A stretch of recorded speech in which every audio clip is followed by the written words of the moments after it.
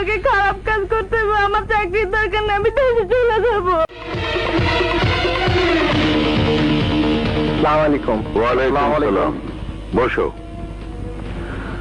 আমি সব শুনেছি, সব জানি, কিন্তু একটা ব্যাপারে আমি কনফিউজড। টুন্ডার সাথে বোধহয় তোমার পূর্বেকার কোনো গন্ডগোল আছে। স্যার, এই সম্পর্কে আমি কিছুই বলতে পারবো না। মানে তুমি এড়িয়ে যেতে চাচ্ছ? জি। ঢাকা শহরে তোমার যে পজিশন, তোমার যে নাম ছড়িয়েছে, সে অনুযায়ী সবই তোমার ঠিক আছে, কিন্তু তোমার কাছে টাকা পয়সা সে অনুপাতে নেই, এবং এই লাইনে টাকা পয়সা কিভাবে আসে তাও বোধহয় তুমি জানো না। জি না। এই লাইনে সবচেয়ে বড় ইনকামের সেক্টর হলো গার্মেন্টস, জি। জুট ব্যবসা, কাটা কাপড়ের ব্যবসা। জি। তুমি যদি শুধু মৌচাক থেকে রামপুরা টিভি ভবন পর্যন্ত ওই এলাকায় রাস্তার দুপাশে যে গার্মেন্টস গুলো আছে সেগুলো যদি তোমার কন্ট্রোলে রাখতে পারো, তাহলে প্রতি মাসে তোমার ইনকাম হবে 50 লক্ষ টাকা। কিন্তু আমি বুঝতে পারছি না আমার কি করতে হবে। সেলিম ঠিকানা দেবে, ওর কাছ থেকে ঠিকানা নিয়ে একটা অফিসে যাবে, সেখানে সেই অফিসের মালিকের কাছে গিয়ে শোডাউন করলেই সব তোমার হাতে চলে আসবে। ঠিক আছে? কাকে চান? মহসিন সাহেব আছেন? আছেন, কিন্তু এখন দেখা করা যাবে না। কেন? আমাদের নতুন গার্মেন্টস এর জন্য লোক নেওয়া হচ্ছে, তার ইন্টারভিউ নিচ্ছেন। আপনি একটু বসেন। বসতে পারবো না, ওনার সাথে কথা বলতে হবে। তুমি যাও।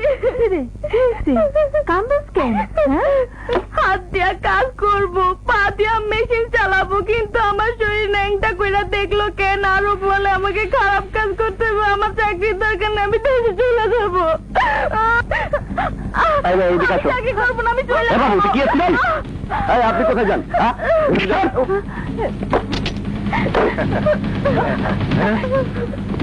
এই তুমি কে? বাঞ্চোদের বাচ্চা, আমার অফিসের মধ্যে ঢুকিত?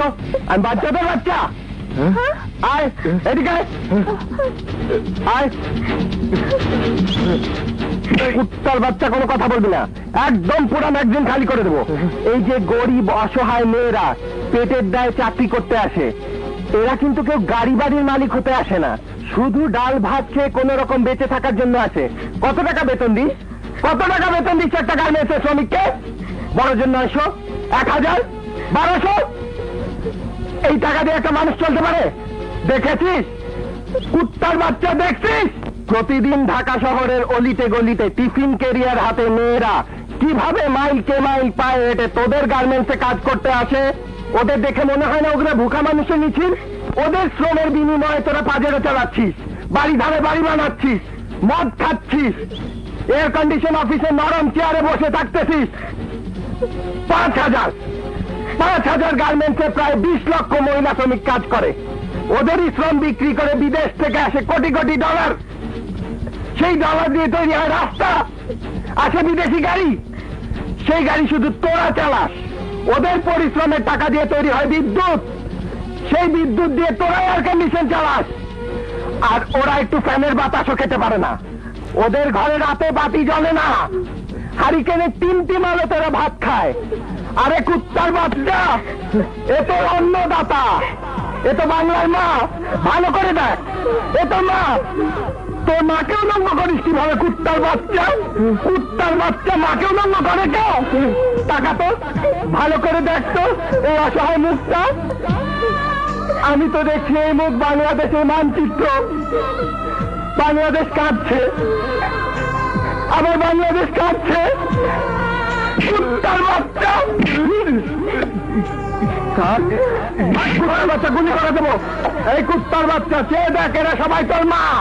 চেয়ে দেখ, তোমরা চেয়ে দেখো, এ তোমাদের জারদ সন্তান। হারাম খেয়ে ভুড়িটা কত বড় বানাইছে কুত্তার বাচ্চা।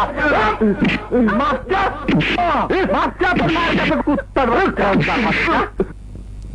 আমাকে মাফ করে দাও, আমাকে মাফ করে দাও মা, মাফ করে দাও।